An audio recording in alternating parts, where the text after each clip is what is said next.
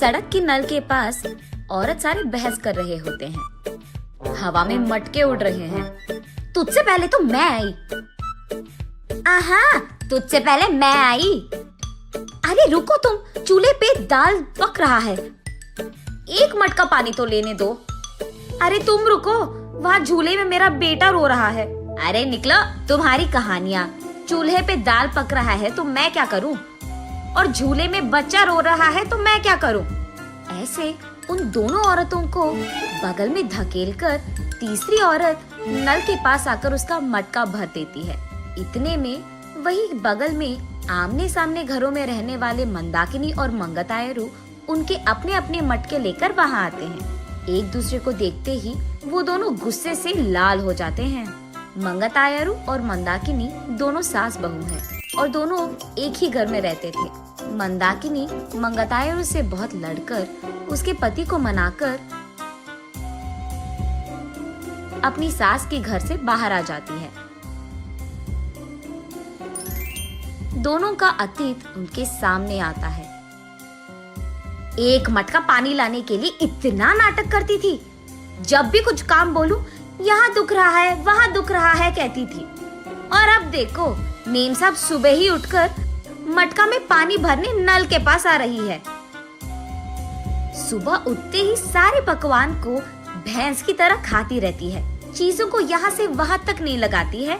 लेकिन अब देखो, भैंस चल के आ रही है मटके पानी के लिए। ऐसे एक दूसरे को कोसते हुए वो दोनों नल के पास आते हैं। सबसे पहले मंगतायरू पानी के लिए उसकी मटका नल के नीचे लगाती है। लो, आ गई भैंस। आते ही अपना मटका लगा दिया इसने नल के नीचे, जैसे इसका बाप का जागिर हो। ऐसे उसका मजाक उड़ाकर मंगतायरू की मटके को एक जोर का झटका देती है। बस मटका ऊपर उड़कर नीचे गिरता है। बाप रे, कितनी घमंडी है ये। मेरे ही बेटे के पैसे खाते हुए मुझे भैंस कह रही है, और ऊपर से मेरे ही लटके को लात मारा तुमने।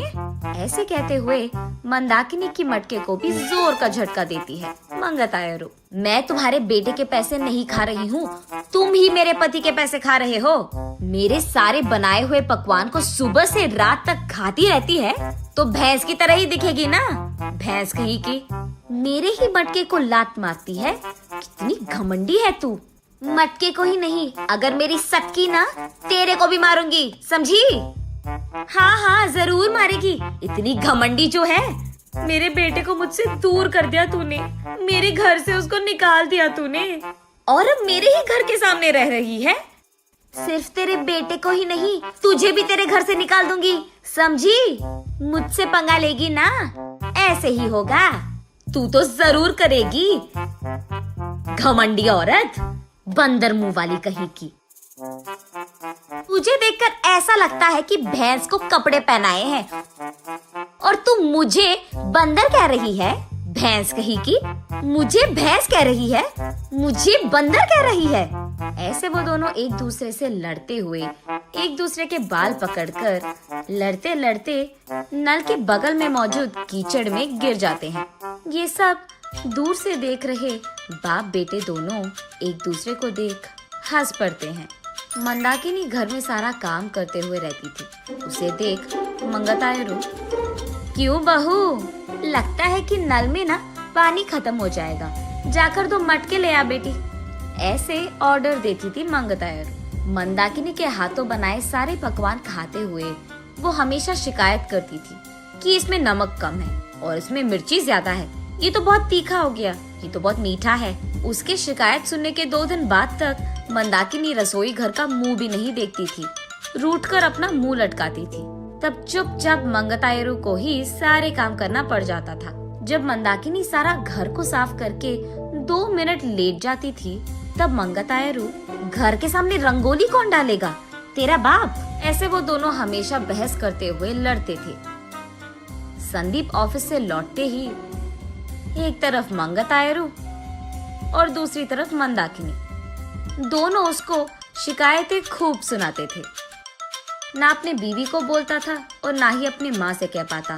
अपने आप में बहुत निराश हो जाता था संदीप। बहुत दिन देखने के बाद अब उसके पास ताकत नहीं था।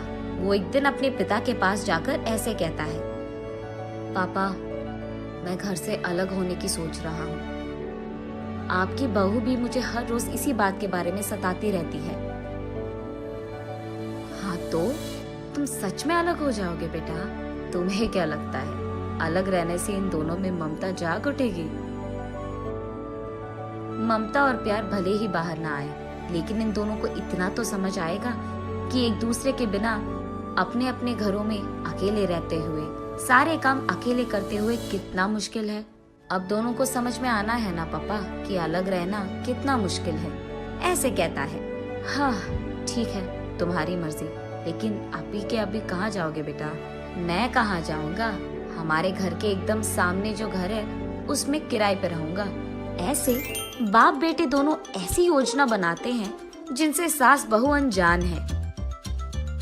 इन दोनों को सबक सिखाना तो छोड़ो, एकदम पागलों की तरह लड़ रहे हैं ये दोनों। ऐसे कीचड़ में गिरे सास बहू को देख उनके चारों ओर मौजूद सारे गांव वाले जोर जोर से हंसते रहते हैं। अब इन दोनों इसके बाद क्या करेंगे ये हम अगली वीडियो में जानेंगे।